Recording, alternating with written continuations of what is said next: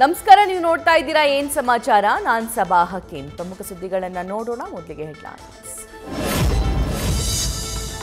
ಕರ್ನಾಟಕಕ್ಕೂ ತಟ್ಟಿದ ಫೆಂಗಲ್ ಚಂಡಮಾರುತ ಎಫೆಕ್ಟ್. ಬೆಂಗಳೂರಲ್ಲಿ ಇವತ್ತು ಕೂಡ ಮಳೆ ಮುಂದುವರಿಕೆ ಸಾಧ್ಯತೆ. ಮಕ್ಕಳ ಬಗ್ಗೆ ಎಚ್ಚರಿಕೆ ವಹಿಸುವಂತೆ ಜಿಲ್ಲಾಧಿಕಾರಿ ಸೂಚನೆ.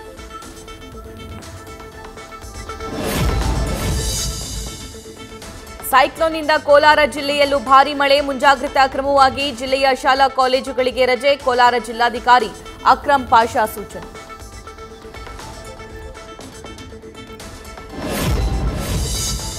ಚಿಕ್ಕಬಳ್ಳಾಪುರದಲ್ಲೂ ರಾತ್ರಿ ಇಡೀ ಸುರಿದ ಮಳೆರಾಯ. ಇವತ್ತು ಜಿಲ್ಲೆಯಾದ್ಯಂತ ಶಾಲಾ ಕಾಲೇಜುಗಳಿಗೆ ರಜೆ. ಚಿಕ್ಕಬಳ್ಳಾಪುರ ಜಿಲ್ಲಾಧಿಕಾರಿ ರವೀಂದ್ರ ಆದೇಶ.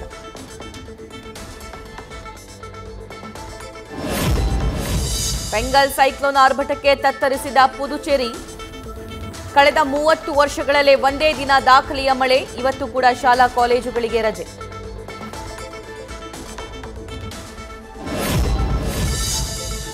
ಬೆಂಗಾಲ್ ಚಂಡಮಾರುತದ ಅಬ್ಬರಕ್ಕೆ ತಮಿಳುನಾಡು ತತ್ತರ. ವಿಲ್ಲುಪುರಂ, ಕಡಲೂರಿನಲ್ಲಿ ಪ್ರವಾಹ ಪರಿಸ್ಥಿತಿ. ರಸ್ತೆಗಳು ಜಲಾವೃತ. ನೆರೆ ಪೀಡಿತ ಸ್ಥಳಗಳಿಗೆ ಡಿಸಿಎಂ ಉದಯನಿಧಿ ಸ್ಟಾಲಿನ್ ಭೇಟಿ. ಸಂತ್ರಸ್ತರಿಗೆ ಸಾಂತ್ವನ. ಕೇರಳ ರಾಜ್ಯದಲ್ಲೂ ಇವತ್ತು ಭಾರೀ ಮಳೆ ಮುನ್ಸೂಚನೆ. 4 ಜಿಲ್ಲೆಗಳಲ್ಲಿ ರೆಡ್ ಅಲರ್ಟ್ ಘೋಷಣೆ. ಆಂಧ್ರದ ರಾಯಲಸೀಮೆ ಕರಾವಳಿ ತೀರದಲ್ಲೂ ಭಾರೀ ಮಳೆ ಎಚ್ಚರಿಕೆ.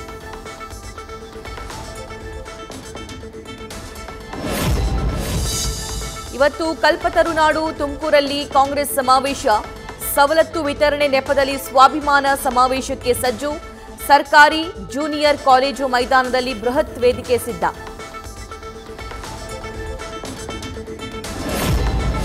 ಕೋಲಾರ ಜಿಲ್ಲೆಗೆ ಈ ಬಾರಿ ಮಂತ್ರಿ ಸ್ಥಾನ ನೀಡಲೇಬೇಕು. ಮಂತ್ರಿ ಸ್ಥಾನಕ್ಕೆ ನಾನು ಅರ್ಹನಿದ್ದು ಮಂತ್ರಿ ಸ್ಥಾನಕ್ಕೆ ಮನವಿ ಮಾಡ್ತೀನಿ. ಮಾಲೂರು ಶಾಸಕ ಕೆವೈ ನಂಜೇಗೌಡ ಹೇಳಿಕೆ.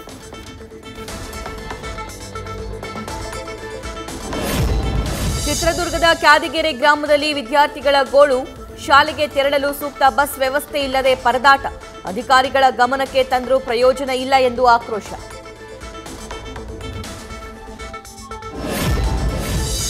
ಕುಕ್ಕೆ ಸುಬ್ರಹ್ಮಣ್ಯ ದೇವಾಲಯದ ಬಳಿ ಕಾಡಾನೆ ಪ್ರತ್ಯಕ್ಷ. ಕೆಲಕಾಲ ಭಕ್ತರಲ್ಲಿ ಮನೆ ಮಾಡಿದ ಆತಂಕ. ಅರಣ್ಯಕ್ಕೆ ವಾಪಸ್ಸಾದ ಕಾಡಾನೆ ಮರಳಿ ಬಾರದಂತೆ ಪೊಲೀಸರ ಎಚ್ಚರಿಕೆ.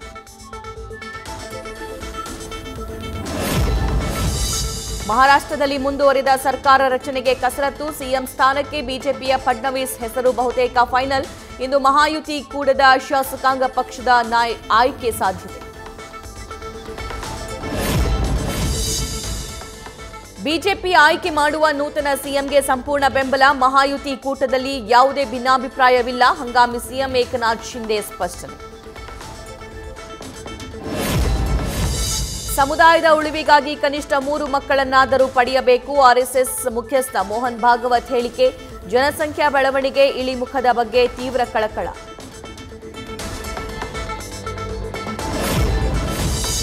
ದೇಶದಲ್ಲಿ ವಕ್ಫ್ ಮಸೂದೆ ಗದ್ದಲದ ನಡುವೆ ಆಂಧ್ರ ಸಿಎಂ ಅಚ್ಚರಿಯ ಹೇಳಿಕೆ.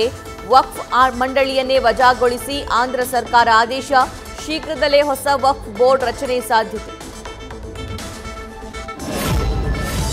ಸುಲಿಗೆ ಕೇಸ್ನಲ್ಲಿ ಎಎಪಿ ಶಾಸಕ ನರೇಶ್ ಬಲ್ಯಾನ್ ಬಂಧನ.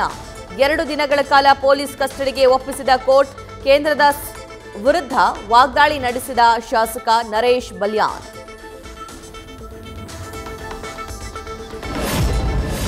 ಅಕ್ರಮ ಹಣ ವರ್ಗಾವಣೆ ಪ್ರಕರಣ. ಶಿಲ್ಪಾ ಶೆಟ್ಟಿ ಪತಿ ಕುಂದ್ರಾಗೆ ಇಡಿ ಸಮನ್ಸ್. ಇವತ್ತು ವಿಚಾರಣೆಗೆ ಬರುವಂತೆ ಜಾರಿ ನಿರ್ದೇಶನಾಲಯ ಸೂಚನೆ.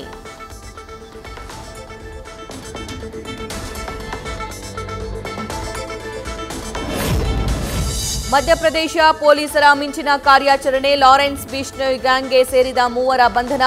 ಬಂಧಿತರಿಂದ ಅಕ್ರಮ ಶಸ್ತ್ರಾಸ್ತ್ರ ವಶ. ಮುಂದುವರೆದ ವಿಚಾರಣೆ.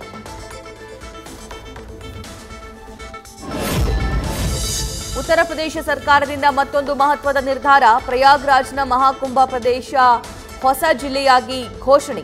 ಮಹಾಕುಂಭ ಮೇಳ ಜಿಲ್ಲೆ ಅಂತ ಹೆಸರಿಟ್ಟ ಯೋಗಿ ಸರ್ಕಾರ. ತೆಲುಗು ನಟ ಅಲ್ಲು ಅರ್ಜುನ್ಗೆ ಎದುರಾಯಿತು ಸಂಕಷ್ಟ. ಅಭಿಮಾನಿಗಳನ್ನ ಸೇನೆ ಅಂತ ಕರೆದಿದ್ದಕ್ಕೆ ಆಕ್ಷೇಪ. ನಟನ ವಿರುದ್ಧ ಹೈದರಾಬಾದ್ನ ಜವಾಹರ್ ಪೊಲೀಸ್ ಠಾಣೆಯಲ್ಲಿ ದೂರು.